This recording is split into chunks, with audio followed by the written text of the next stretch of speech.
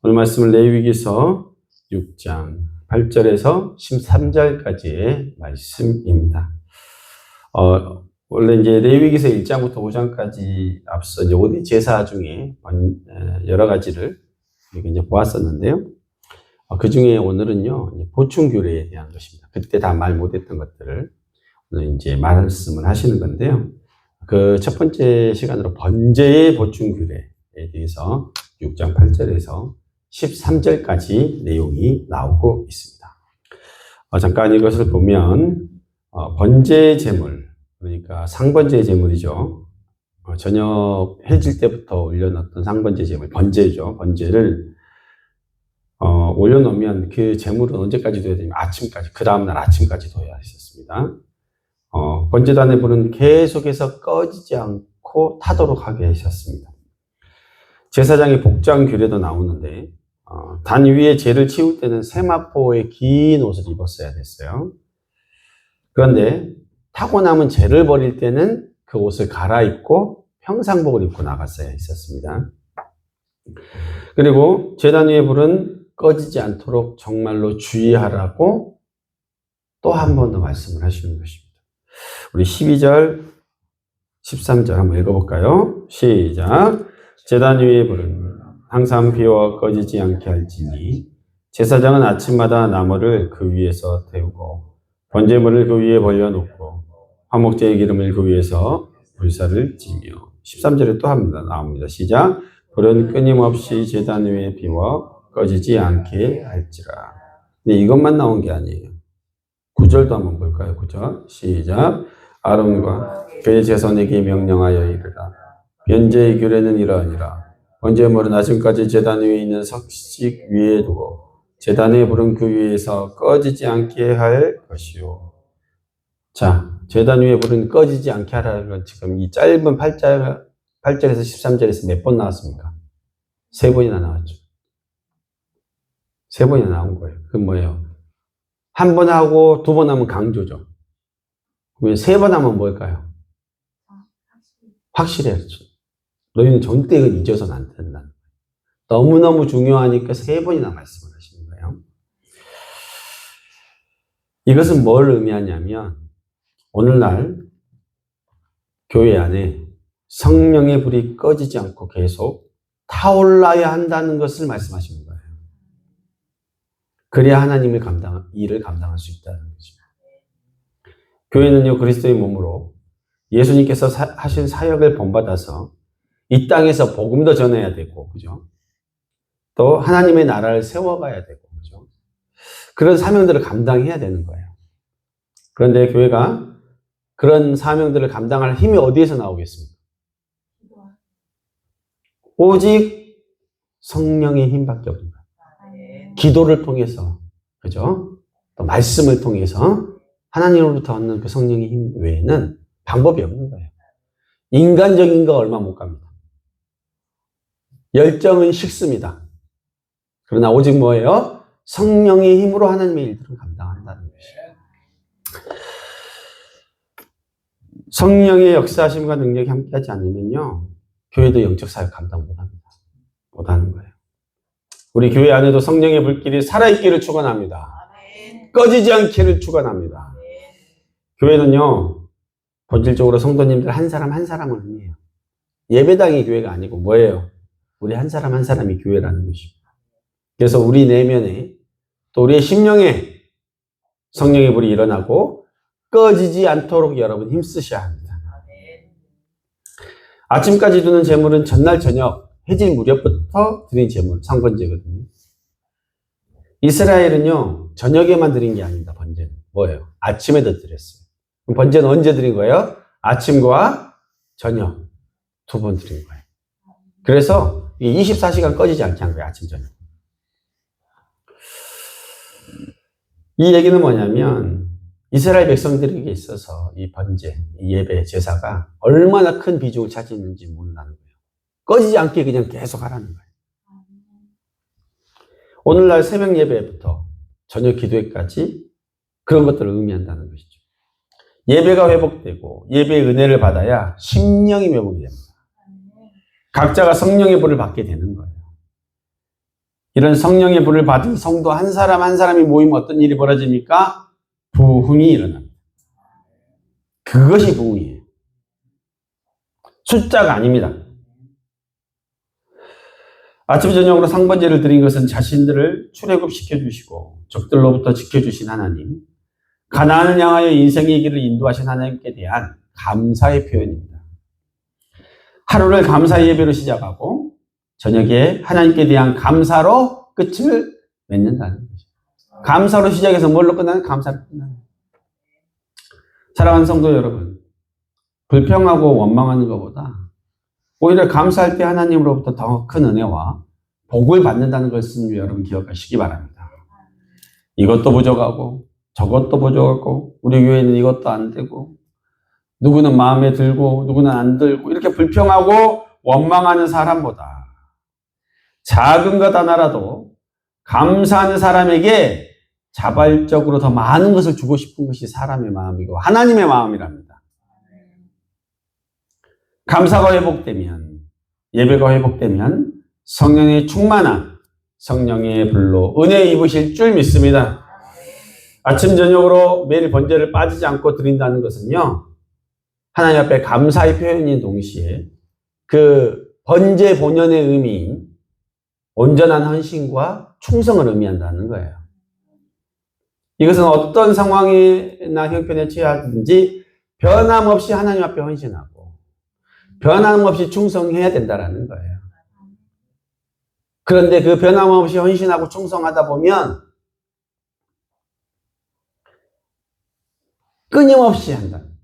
끊임없이. 나의 감정 때문에, 나의 상황 때문에 좌지우지하고 띄엄띄엄 하는 것이 아니라 변함없이 하나님 앞에 충성됩니다.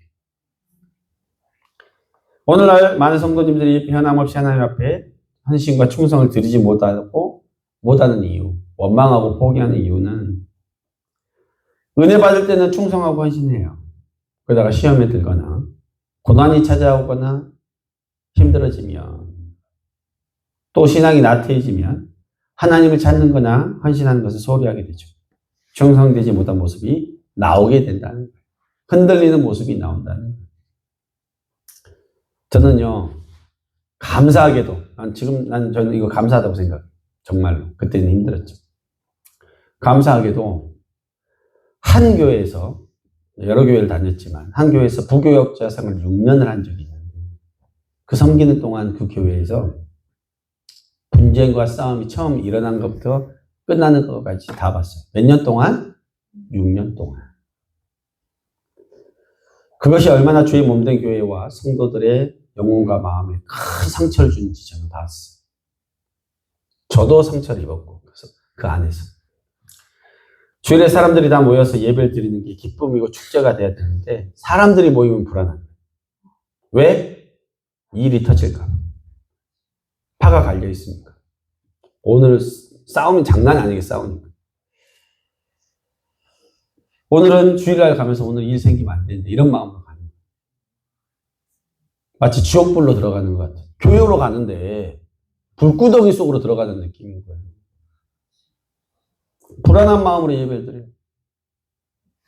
막 소리를 지르고 난리 나니까. 오전 대예배 때 소리 지르고 싸우고 난리가 나면 경찰들이 달려오는 거예요. 너무 오래도록 그렇게 하니까 경찰조차도 지쳤어. 담임 목사가 강대상에서 내려와서 사택으로 가는 데까지가 짧은 거리인데요. 못 가요. 호위해야 돼요. 청년이 호위하고 부목사인 제가 호위하고 해야 돼요.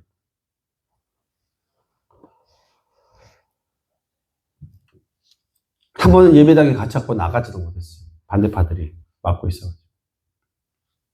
그렇게 하면 온 마음이 갈기갈기 찢어져요. 하나님 앞에 눈물밖에 나오는 게 없어요. 절망의 그늘이 막 다 성도들 마음속에 얼굴 속에 막 절망의 그늘이 있는 거예요. 다. 그렇게 오전 예배를 마치고 상처난 마음이 갈기갈기 찢어진 채로 오후 찬양 예배를 제가 인도해야 돼요. 제가 서서 도저히 찬양할 수 없는 상황. 다들 얼굴엔 절망이 그들이 다 갇혀있는 그 상황인데, 그 예배를 인도해야 되는 거예요. 여러분, 저는 그 예배를 인도하는 게 기쁨이었을까요? 얼마나 힘들지 몰라, 그 앞에 서서. 싸우는 동안 교인 반이 줄어버렸어.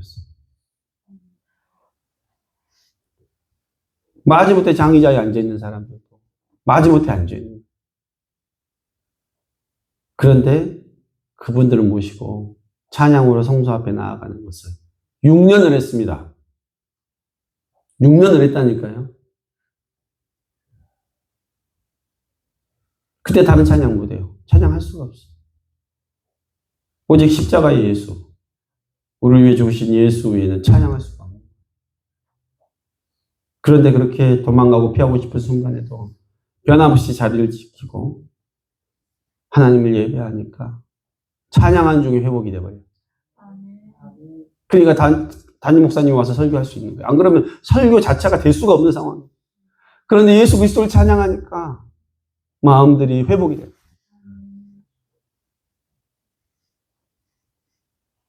그런데요, 지금 이제 그 교회가 다 정리가 되고 회복됐다는 소식을 들었습니다. 다시 교인들이 불어나고 있다. 왜냐하면 그분들이 힘들어도 그 자리를 지키고 하나님의 예배 자리를 지켰기 때문에 이제 그 반대파들은 떠났거든요. 근데 그렇기 때문에 하나님 앞에 기쁜 소식들이 들려오는 거고, 하나 주의 몸된 교회가 회복되는 것이고, 하나님 앞에 기쁨이 회복된다는 것입니다. 성도 여러분, 오직 그리스도를 생각하며 어떤 고난이든 이겨낼 수 있습니다. 흔들리지 않는 거예요. 사람 보면 흔들리고, 그죠? 나 자신이 보면 흔들려요. 그러나 오직 우리를 위해서 십자가에 죽으신 예수 그리스도, 그분을 바라보시면 흔들리지 않는다는 것입니다. 사무엘상 12장 24절 이런 말씀입니다. 너희는 여호와께서 너희를 위하여 행하신 그 큰 일을 생각하며 오직 그를 경외하며 너의 마음을 다하여 진실이 섬겨라. 하나님을 바라봐라. 아침 저녁 도식으로 빠지지 않고 감사로 하나님께 진실 다하여 섬기시는 주의 권속들 되시기를 주의 이름으로 축원합니다. 두 번째로 보아야 될 것은 10절과 11절입니다. 우리 함께 보겠습니다. 시작. 제사장은 세마포 긴 옷을 입고 세마포 속바지로 하체를 가리고 제단 위에서 불태운 번제의 제를 가져다가 제단 곁에 두고 그 옷을 벗고 다른 옷을 입고 그 제를 진영 바깥 정결한 곳으로 가져갈 것이고, 제사장들은요 수시로 번제단에 있는 번제의 제를 거두어서 진 바깥에 있는 정결한 곳에 갖다 버려야 했습니다. 왜 제가 쌓이겠어요? 24시간 계속 헌신하니까, 이게 태우니까 재들이 떨어지는 것이죠. 이것은 번제단 위에서는 항상 희생 제물을 태움으로 죄를 치우지 않으면 어떻게 되는 거예요? 공기가 통하지 않고 막히는 것이죠. 그죠? 그러니까 다시 불을 피울 수가 없는 것이죠. 그러니까 항상 뭐예요? 죄는 치워줘야 돼요. 여기서 우리 중요한 교훈 한 가지를 배웁니다. 영적 교훈 한 가지. 성도들의 신앙생활 중에 헌신되고 충성된 신앙생활 중에서도 우리에게 떨어진 영적 죄들이 있다는 거예요. 그거는 치워야 돼요. 헌신하는데도 헌신하니까 제가 떨어진다는 거예요. 헌신을 안 하면 제가 안 떨어져. 무슨 말인지 알겠어요? 이거 굉장히 중요한 영적 원리예요. 내가 태워진 적이 없으니까 죄가 없는 거예요.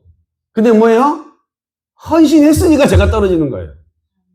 불이 태워졌으니까 제가 떨어졌다는 거예요. 근데 그 죄가 그 죄를 치우지 않으면 어떻게 된다? 그 불을 막아버린대요. 우리 안에 떨어지는 영적인 죄들을 버리지 않으면 하나님과 관계가 제대로 통하지 않고 믿음의 불이 점점 꺼질 수도 있다는 거예요. 헌신하고 충성되게 행하는 그 상황 속에서도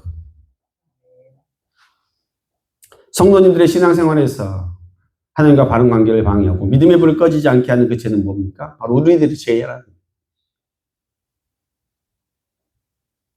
교만한 마음이라는 거예요. 우리 안에 죄가 쌓이면 그때부터 하나님과 관계가 점점 멀어지고 신앙과 믿음은 식어지기 마련이에요. 그러니까 나도 모르게 그렇게 되는 거예요. 그러니까 처음에 열정을 다해서 헌신하던 사람들이 나중에 교회도 안 나온 사람들이 생기잖아요. 그리고 문제를 일으킨 사람이 될 수도 있고. 이게 뭐냐면 죄들을 치우지 않았기 때문에. 헌신하고 충성하는 그 상황 속에서 나왔던 죄들을 어떻게 해요? 치우지 않았기 때문에. 물고기가 그 생명의 터전인 물에서 떠나면 어떻게 됩니까? 죽어요. 마찬가지로 사람도 그 생명의 근원인 하나님에게서 멀어지면 영적 죽음에 이르게 됩니다. 하나님과의 관계를 멀어지게 하는 죄는 무서운 거예요. 영원한 죽음으로 가게 만드는 거거든요. 영원한 생명의 길이 아니라. 나도 모르게 쌓인 죄들이 있습니다. 시시때때로 마음과 생각의 행동으로 또 죄를 짓습니다. 그러나 그때마다 신속히 회개함으로 우리 안에 쌓인 죄들의 죄를 제거하시기 바랍니다. 이렇게 매 새벽 기도에 나오는 사람도 죄가 떨어진다니까요. 그러니까 하나님 앞에 깨어 있어야 되는 거예요. 시편 32편 5절에 내가 이르기를 내 허물을 여호와께 자복하리라 하고 주께 내 죄를 아뢰고 내 죄악을 숨기지 아니하였더니 곧 주께서 내 죄악을 사하셨나이다. 숨기지 아니하였더니 자복하였더니 주께서 내 죄악을 사해 주셨다고 시편 저자 다윗은 고백하고 있는 것입니다. 마음의 죄를 어떻게 한 거예요? 버린 거예요. 사랑하는 성도 여러분, 죄가 쌓이는 것을 방치하면 영적으로 죽음에 이르게 됩니다. 깨어나야 합니다. 하나님은 에스겔 선지자를 통해서 말씀하셔요. 너희가 어찌하여 죽고자 하느냐? 나는 죽을 자가 죽는 것도 기뻐하지 않다.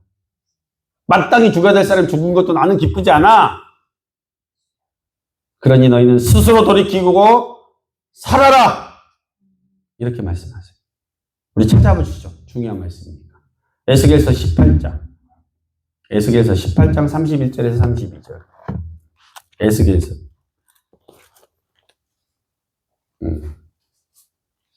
에스겔서 18장. 18장. 구약 1175페이지 정도 됩니까? 6페이지 정도 됩니까? 77페이지, 그러니까 31절. 에스겔서 18장 31절, 32절. 네, 에스겔서 구약성경 1177, 이 정도 되는 것 같습니다. 혹시 찾으신 분들은 먼저 읽어보도록 하겠습니다. 한 목소리로. 시작. 너희는 너희가 범한 모든 죄악을 버리고 마음과 영을 새롭게 할지어다. 이스라엘 족속아 너희가 어찌하여 죽고자 하느냐? 주 여호와의 말씀이니라. 죽을 자가 죽는 것도 내가 기뻐하지 아니하노니 너희는 스스로 돌이키고 살지니라. 이게 하나님 마음이라는 거예요. 마땅히 죽어야 될 사람이 죽는 것도 하나님 기쁘지 않대요. 돌이키기를 원한다는 거예요. 사랑하는 성도 여러분, 죄악의 죄가 쌓이지 않도록 나도 모르게 믿음의 불이 꺼지지 않도록 늘 깨어 있으시기 바랍니다. 오직 말씀과 기도로 깨어 있을 수 있습니다. 힘들더라도 더욱더 주님 앞으로 나오셔야 합니다. 그래야 살 수 있음을 기억하시고 오늘도 내일도 변함없이 상번제로 하나님 앞에 나오시고 변함없이 나를 돌아보아 쌓여있는 죄악의 먼지들이 없는지 돌아보시는 귀한 주의 권속들 되시기를 예수님의 이름으로 축원합니다. 기도하시겠습니다.